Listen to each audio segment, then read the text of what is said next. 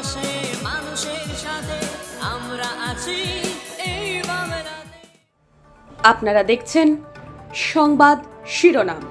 দেখলেন তো অনেক কিছু, এবার দেখুন নতুন কিছু। নমস্কার, আমি শ্রেয়ান, আপনারা দেখছেন সংবাদ শিরোনাম। রাত পোহালেই 21শে জুলাই, সেই নিয়ে তৃণমূল কংগ্রেসের প্রস্তুতি তুঙ্গে। এই দিন ঠিক এই সময়তেই সাংবাদিক বৈঠক করতে দেখা গেল বিজেপির মুখপাত্র শ্রমিক ভট্টাচার্যকে। তিনি শাসক দলের বিরুদ্ধে বেশ কিছু গুরুত্বপূর্ণ বিষয় নিয়ে আলোচনা করেন। তিনি বলেন, এই শাসক দল অর্থাৎ এই পশ্চিমবঙ্গের তৃণমূল কংগ্রেস পশ্চিমবঙ্গের সংবিধানকে আক্রমণ করেছে। এছাড়াও তিনি বলেন, পশ্চিমবাংলায় রাজ্য রাজনীতি অর্থাৎ রাজ্যের রাজনীতি মানুষকে ভয় দেখানোর রাজনীতি নয়, আমরা করি মানুষকে নিয়ে রাজনীতি। তিনি এছাড়াও বলেন, শিক্ষা ব্যবস্থা, পশ্চিমবঙ্গের শিক্ষা ব্যবস্থা খোলা বাজার বানিয়ে দিয়েছে এই পশ্চিমবঙ্গ সরকার। আর কি কি বলে তিনি শাসক দলকে আক্রমণ করেছেন তাই জেনে নেব।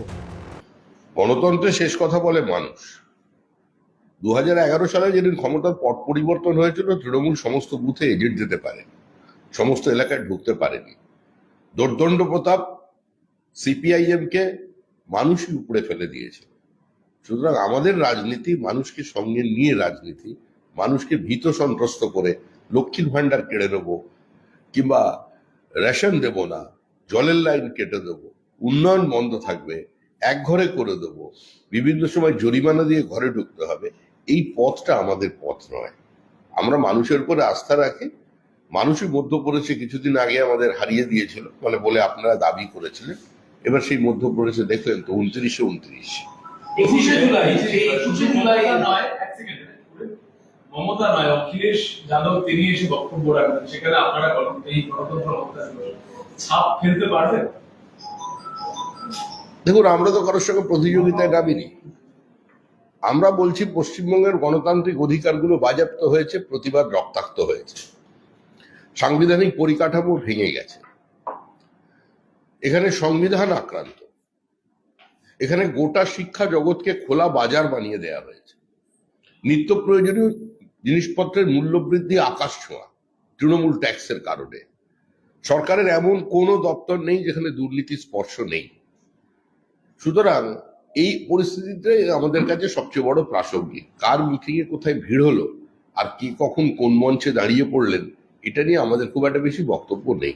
কারণ যে মমতা বন্দ্যোপাধ্যায় একদিন বিজেপির হাত ধরে মুলায়ম সিং এর সঙ্গে লড়াই করেছিলেন, লালু প্রসাদ যাদবের দুর্নীতির কথা বলেছিলেন, কংগ্রেসের পরিবারতান্ত্রিক শাসনের কথা বলেছিলেন, আজকে তিনি আবার তাদের সঙ্গে হাত মেলাচ্ছেন।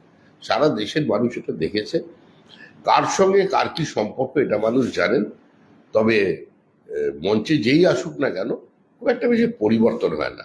মুখ্যমন্ত্রী মমতা বন্দ্যোপাধ্যায় যে জর্জ ফার্নান্ডেজের বিরুদ্ধে অভিযোগ করে কংগ্রেসের জন্য তৃণমূল কংগ্রেস হাত ছেড়ে তৃণমূল কংগ্রেসকে কাছে চলে গিয়েছিলেন, আবার কংগ্রেসের সঙ্গে ফিরে 2001-এ নির্বাচন লড়েছিলেন।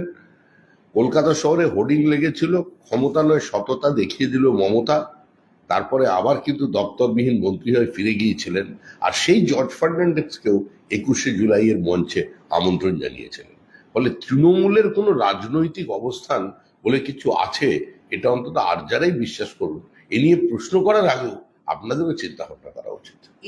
ভারত সরকার এর আগেও দেখেছেন রাশিয়া ইউক্রেন যুদ্ধে কিভাবে আমাদের এখানে ছাত্রছাত্রীদের ফিরিয়ে এনেছে। আর তৃণমূল কংগ্রেস সরাসরি মৌলবাদের পক্ষে।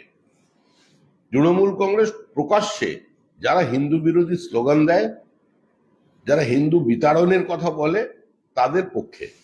কারণ তাদের তৃণমূলের একমাত্র লক্ষ্য হচ্ছে ধর্মান্ধ মৌলবাদকে উস্কে দিয়ে তাদের ব্লক ভোটটাকে সুরক্ষিত করা, এবং সেক্ষেত্রে অনেকটাই তৃণমূল কংগ্রেস সফল। আমাদের আবেদন পশ্চিমবঙ্গের সাধারণ শিক্ষিত শুভবুদ্ধি সম্পন্ন সচেতন মুসলিম নাগরিকদের কাছে, 34 বছরের বামফ্রন্টের ভালোবাসা আর 12 বছরের তৃণমূলের প্রেম আপনাদের কোন জায়গায় এসে পৌঁছে দিয়েছে, আপনারা নিজেরা একবার আয়নার দিকে তাকিয়ে নিজেদের প্রশ্ন করুন। মানুষের পাশে মানুষের সাথে আমরা আছি এই বাংলাতে। আপনারা দেখছেন সংবাদ শিরোনাম। দেখলেন তো অনেক কিছু, এবার দেখুন নতুন কিছু।